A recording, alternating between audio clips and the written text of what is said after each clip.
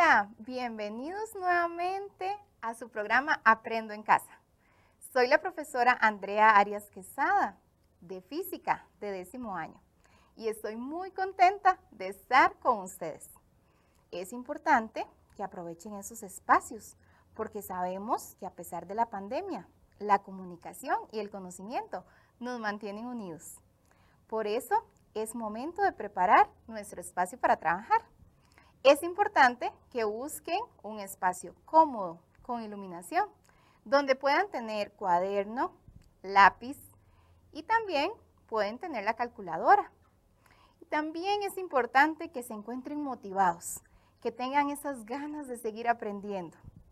Es importante que también inviten a sus familiares a compartir de esta maravillosa clase de física. Ahora sí, ¿qué les parece? Hoy vamos a estar trabajando un tema muy interesante. Vamos a trabajar sobre magnitudes físicas y vamos a ver cómo las podemos clasificar. También es importante que ustedes me ayuden a resolver algunos ejercicios. Bueno, pero antes es importante siempre repasar esos conocimientos previos para lograr un aprendizaje significativo. Por eso, ¿qué tal si vamos a recordar algunos instrumentos de medición que comúnmente utilizamos? Veámoslos. Muy bien. Antes de ver algunos ejemplos, quiero que me ayuden a recordar cuáles instrumentos de medición se les viene en este momento a la mente. Desde que nacemos o inclusive desde antes de nacer, los instrumentos de medición nos rodean. Por eso es muy importante también cuando fuimos a la escuela, nos enseñaron a utilizar algunos y seguimos utilizándolos en la vida cotidiana. ¿Cuáles recuerdan? ¿Ya recordaron algunos? Bueno, veamos en este caso algunos de esos que estoy completamente segura que ustedes ya los mencionaron. Tenemos una balanza. Muy bien, un instrumento de medición muy común. Claro, si vamos a la feria del agricultor, vemos muchas balanzas. En ese caso, la balanza nos permite medir la masa. Muy bien. También vemos una cinta métrica. ¿Para qué utilizamos la cinta métrica? Para medir longitudes. Excelente. Ahora vemos un termómetro. Claro, el termómetro es muy importante para medir la temperatura, ya que sea corporal o ambiente o de ambiente. Muy bien. Ahora tenemos también un reloj. Durante el día utilizamos este instrumento de medición, muchas veces para organizarnos, para llevar a cabo nuestras tareas. ¿Qué les parece? ¿Los recordaron? Bueno, muy bien. Como estamos viendo los instrumentos de medición, vamos a hablar de las magnitudes físicas, que es todo aquello que se puede medir. Es importante pensar por qué son tan necesarias las mediciones. ¿Por qué son tan importantes las magnitudes físicas y esos instrumentos de medición? Por eso vieran que traje un video muy interesante de una carrera de la Universidad de Costa Rica que utilizan las mediciones comúnmente, utilizan esos instrumentos de medición. Por eso veamos el video y comprendamos cuánta utilidad tienen las magnitudes físicas en una carrera como la de Ingeniería Topográfica. Veamos el video.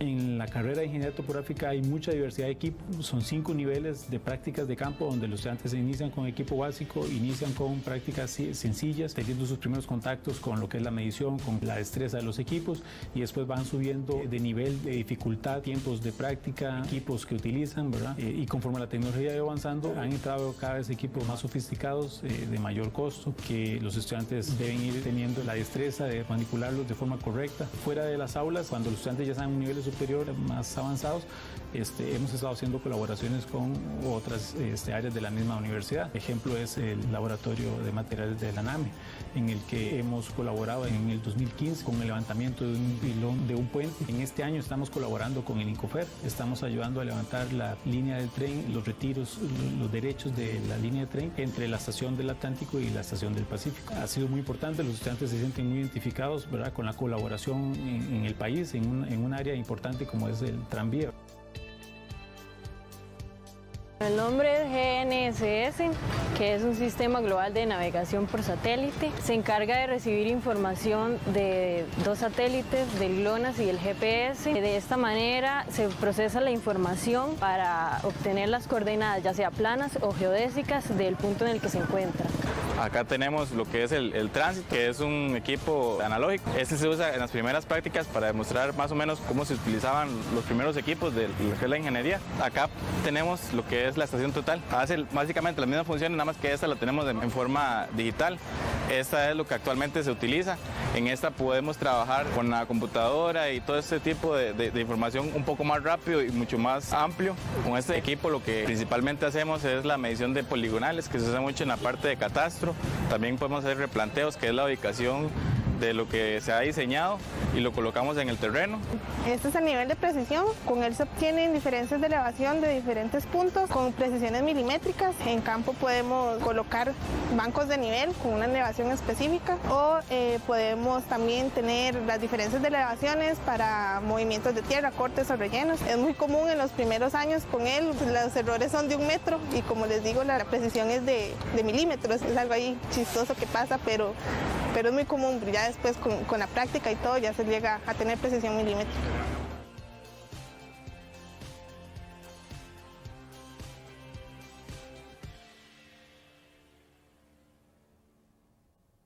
Muy bien, ¿qué les pareció el video?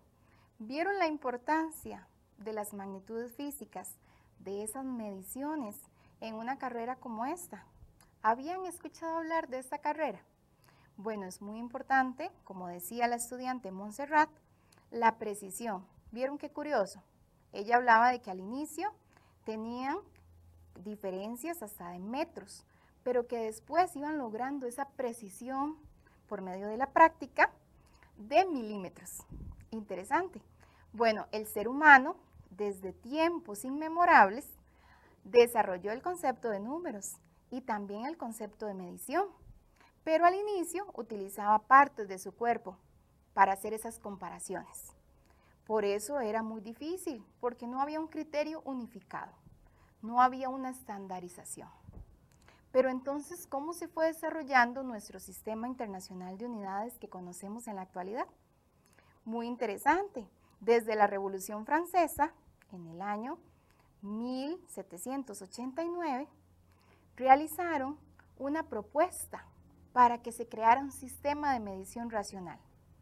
Así fue como nació nuestro Sistema Internacional de Unidades, que adoptó este nombre hasta el año 1960 y se completó en el año 1971 con la 7ª unidad fundamental. Muy bien, ¿vieron qué interesante?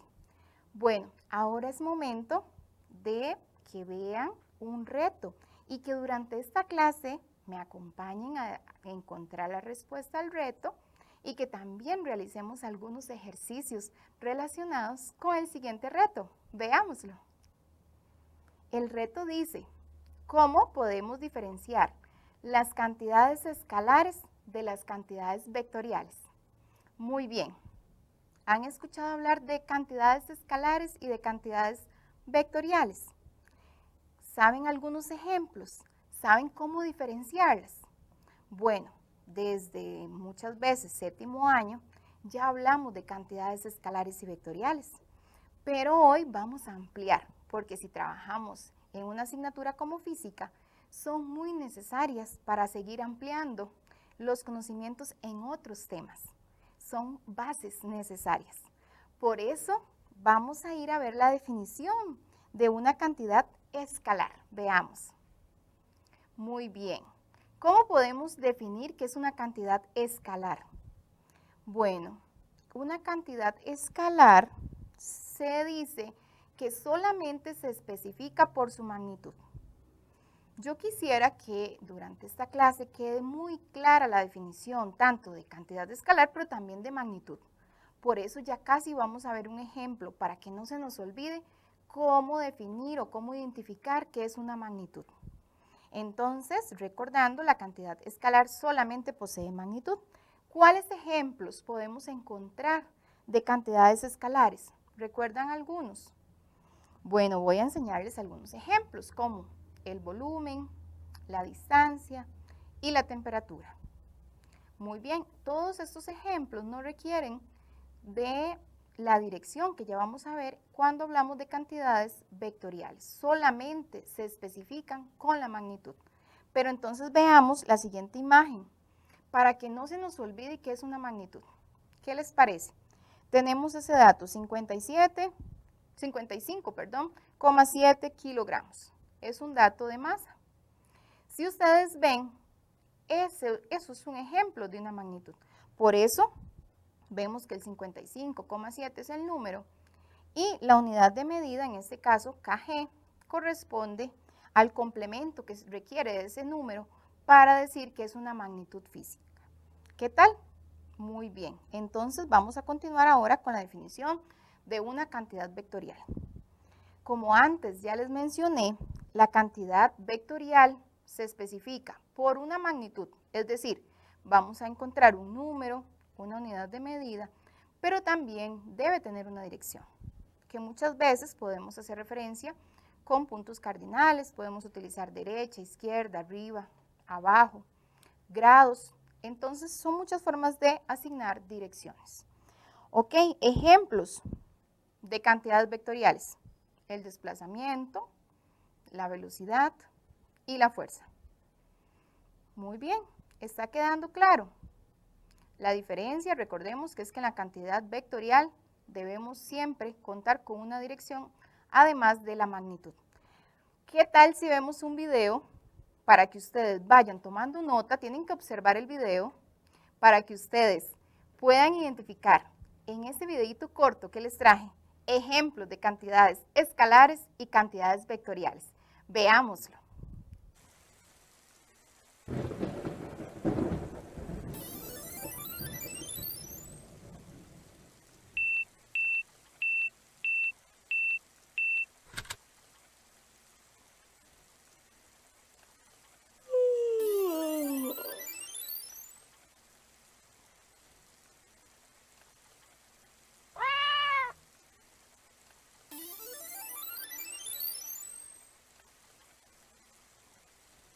¿Por qué tiene que llover tan temprano? ¡Qué envidia! Te quedas en casa y no tienes examen de física como yo. Justo hoy con este frío.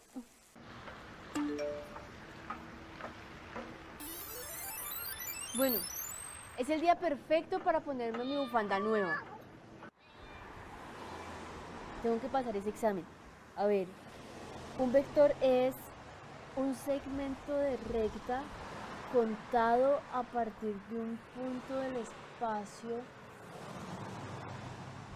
cuya longitud representa a escala una magnitud en una dirección determinada y en uno de sus sentidos. Un vector es un segmento de recta contado a partir de un punto del espacio cuya longitud representa a escala una magnitud en una dirección determinada y en uno de sus sentidos.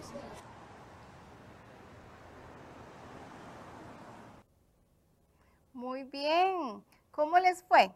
¿Lograron ver esos ejemplos de cantidades escalares y cantidades vectoriales? ¿Lograron anotarlos? Excelente, claro, vieron qué fácil poder hacer esa diferencia. Por eso vamos a ver la siguiente clasificación según el video para ver si lo tienen igual. Veamos. Ok, en las cantidades escalares pudimos observar un ejemplo del tiempo en ese reloj despertador que estaba en la habitación de la niña. Muy bien, también cuando la niña dijo que el día estaba muy frío, ahí observamos otro ejemplo de cantidad escalar, en ese caso con respecto a la temperatura. Y también vimos dos ejemplos de cantidades vectoriales, ¿los anotaron? Bueno, el primero, la fuerza, cuando la niña levantó el gato. Y después, el desplazamiento, cuando la niña realizó ese recorrido y se vio la diferencia del punto inicial al punto final, en el caso del recorrido que realizó hacia su centro educativo. ¿Qué tal? Excelente. ¿Les fue bien? Bueno, entonces en este momento vamos a hacer un breve repaso por unos conceptos generales sobre el movimiento para poder realizar unos ejercicios de cantidades escalares y vectoriales que ustedes me van a ayudar a resolver, pero antes debemos recordar la diferencia, por ejemplo, de trayectoria, distancia y desplazamiento. Por eso veamos qué pasa en esta imagen, veamos en este momento. Observen. Claro, la mariposita se movió de un punto A a un punto B o de un punto inicial a un punto final. ¿Cómo se llama esa línea imaginaria por donde pasó la mariposita? Recuerda, son conceptos básicos del movimiento. Muy bien, se llama trayectoria.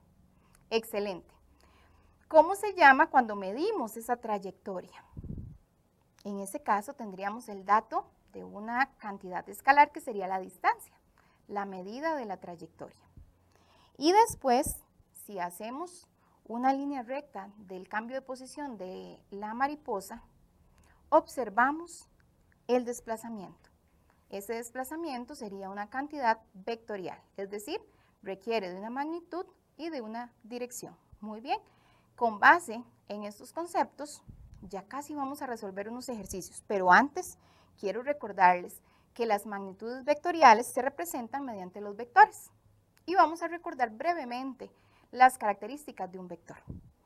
Un vector se representa con una letra mayúscula o minúscula y por lo general se le coloca siempre una flechita en la parte superior de esa letra para recordarnos que tiene dirección. Además, podemos encontrar la magnitud del vector, que también se le conoce como módulo. Encontramos la dirección, que es la línea de acción sobre la cual actúa el vector, y encontramos el sentido, que está dirigido con la cabeza del vector. Muy bien. Ahora, como ya hicimos un repaso de las características, vamos a ir a resolver unos ejemplos. Tenemos un caso. Les traje el caso de Amanda. Ella es una joven que se encuentra en el Parque Alberto Manuel Brenes en San Ramón. Como soy de San Ramón, me encanta este cantón alajuelense. Así que vamos a ver qué va a realizar Amanda. Ella realiza un recorrido que dice que va desde el Parque Alberto Manuel Brenes hacia los tribunales de justicia. Ustedes me ayudarían a encontrar la distancia y el desplazamiento, en este caso que Amanda necesita resolver. Entonces veamos cómo fue el recorrido, utilizando la tecnología. Vemos un ejemplo del recorrido que realiza Amanda mediante una imagen de Google Maps. Entonces vemos a Amanda ahí ubicada en la esquina sureste del Parque Alberto Manuel Brenes. Muy bien, y ella se dirige hacia los tribunales. Veamos el recorrido que realiza Amanda. Excelente. Mediante la misma herramienta de Google Maps podemos tener la medición de ese recorrido. Si ustedes ven ahí en la parte inferior de los pies de Amanda, dice cuánta longitud recorrió, en este caso la joven. Veamos con esta flechita la trayectoria representada. Ahora vamos a dar dos datos. Un ejemplo de cuánto fue la distancia, que se refiere a una cantidad escalar, y también quiero que me ayuden a encontrar el desplazamiento, que es una cantidad vectorial, en este caso de Amanda. Ya lo saben, ¿cuánto podríamos decir que fue la distancia recorrida por Amanda? Excelente, 400 metros. Y se refiere, como les decía, a una cantidad escalar. Ahora, veamos cuál fue el desplazamiento. ¿Ya lo tienen? Muy bien, 400 metros, pero vean la diferencia. Le agregamos dirección, porque el desplazamiento es una cantidad vectorial. ¿Ven qué fácil?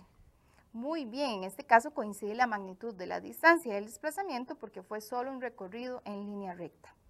Si ella se devolviera al punto de partida, realizaría una distancia de 800 metros, pero un desplazamiento de 0 metros, porque regresaría al mismo punto donde partió. pero en este caso entonces nos coincidieron las magnitudes, solamente que en el desplazamiento le agregamos una dirección. Interesante, ¿verdad? Y fácil. Bueno, vamos a continuar con otro caso. Como Zarcero tiene un parque tan bonito, entonces veamos el caso de la joven Ana que se encuentra en el parque de Zarcero. Y ella realiza el siguiente recorrido, 400 metros hacia el este y 400 metros hacia el norte. Y de igual manera ayudémosle a Ana a encontrar la distancia y el desplazamiento. Veamos. Tenemos el mismo caso, o sea, lo que hicimos igual fue con una imagen de Google Maps, pero ahora utilizando otra herramienta de GeoGebra para poder también ubicar el recorrido de Ana en un plano cartesiano. Veamos cuál es ese recorrido que realiza Ana. 400, hacia el este y sube 400 en dirección norte. Entonces, también es importante recordar que mediante el plano cartesiano ubicamos dos puntos, que son esos recorridos que realiza Ana. Como ustedes ven, el punto A, con su par ordenado, que nos indica 8 unidades en el eje X y 0 en el eje Y. Ella solamente se movió de manera horizontal hacia la derecha, hacia el eje X positivo. Y después vemos el recorrido del punto B, que dice que tiene un par ordenado 8,8. De ese mismo punto donde ella estaba, en X8, subió 8 unidades en el eje Y positivo. Muy bien. Además, es importante recordar que podemos utilizar escalas. Si ustedes ven en la esquina inferior izquierda, vemos que cada unidad del plano cartesiano tiene un valor de 50 metros. Por eso, si multiplicamos esas 8 unidades en X que realizó Ana en su primer recorrido por 50, ¿cuántos metros recorrió Ana en el eje X? 400, muy bien. ¿Y 8 unidades verticales? Excelente, también 400. Muy bien, vamos a continuar. Con estos datos ya ustedes probablemente saben cuánto fue el desplazamiento de Ana. Primero, vamos a ver la distancia. Entonces, la distancia solamente sería la suma de ese recorrido y tenemos una magnitud de 800 metros. Como es un dato escalar, no es necesario agregarle dirección. Muy bien. Pero ahora es importante ver el desplazamiento. Es también importante ver que se nos formó con el recorrido de Ana. Si trazamos el desplazamiento de Ana, que en este caso se ve con color rojo, se nos forma un triángulo rectángulo. Y ya vamos a ver para qué nos sirve. Pero en este caso, utilizando la misma herramienta de Google Maps, obtuvimos el desplazamiento midiendo con esa herramienta que dice que corresponde a 565,68 metros. Además, debemos agregarle una dirección, porque recuerden que el desplazamiento es una cantidad vectorial. Por lo tanto, se puede decir que Ana partió del este y tuvo una dirección de 45 grados hacia el norte. Muy bien, ¿qué tal? ¿Está quedando claro? Pero les pregunto, ¿podemos realizar este mismo cálculo que lo hicimos de manera gráfica mediante la aplicación de Google Maps de manera matemática, con fórmulas? Claro que sí. Por eso veamos el siguiente ejemplo. Ya sabemos que el desplazamiento de Ana fue de 565,68 metros. Del este, 45 grados hacia el norte. Entonces, nosotros podemos utilizar el teorema de Pitágoras. Y es importante recordar que por medio del teorema de Pitágoras, que sería como para obtener la hipotenusa, en este caso obtendríamos el desplazamiento de Ana, se obtiene mediante raíz cuadrada del valor de la componente x al cuadrado más la componente y al cuadrado. Por lo tanto, si nosotros realizamos la sustitución, obtenemos que el vector resultante es igual al recorrido que hizo Ana, a la raíz cuadrada del recorrido que hizo Ana en x al cuadrado, más el recorrido que hizo Ana en el eje Y al cuadrado. Muy bien, pueden realizar esta fórmula en la calculadora, esta operación, y decirme cuánto les dio ese vector resultante. Excelente, 565,68 metros. Pero nos falta el ángulo. Para eso vamos a usar la función de tangente. La función del ángulo, el tangente del ángulo es igual al cateto opuesto sobre el adyacente, que sería y entre x. Para despejar el ángulo debemos usar la función inversa de tangente. En la calculadora lo pueden hacer con Shift Tan, que sería de la siguiente manera. shift down de 400 entre 400. 400 metros entre 400 metros. ¿Cuánto entonces nos da el valor del ángulo? 45 grados. Muy bien, ven cómo de manera también matemática podemos comprobar lo que hicimos con Google Maps. Ahora tenemos entonces que el desplazamiento corresponde a 565,68 metros del este, 45 grados hacia el norte, y nos coincide con lo que habíamos realizado anteriormente. ¿Qué tal? ¿Cómo les fue? Muy bien, excelente, encantada de haber compartido esta clase con ustedes. Es importante recordar que estuvimos entonces hablando de las magnitudes físicas, de esos instrumentos de medición, que clasificamos las cantidades, las magnitudes físicas en cantidades escalares y cantidades vectoriales. Además, me ayudaron a resolver ejemplos, realizando cálculos de una cantidad escalar, como lo es la distancia, y una cantidad vectorial, como lo es, en este caso, el desplazamiento. Así que, bueno, conocían cómo utilizar, por ejemplo, estas cantidades escalares y vectoriales por medio de una herramienta como Google Maps. ¿Sabían la diferencia entre cantidades escalares y vectoriales? Bueno, es muy importante que sigamos ampliando los conocimientos y desarrollando las habilidades. Por eso, espero que me sigan acompañando en esta clase, para que sigamos compartiendo y sigamos aprendiendo. Vamos a salir adelante y eso es lo importante. Se han hecho muchos esfuerzos para que ustedes continúen aprendiendo de sus hogares. Recuerden, soy la profesora Andrea Arias de Física. Ha sido un gusto. Hasta luego.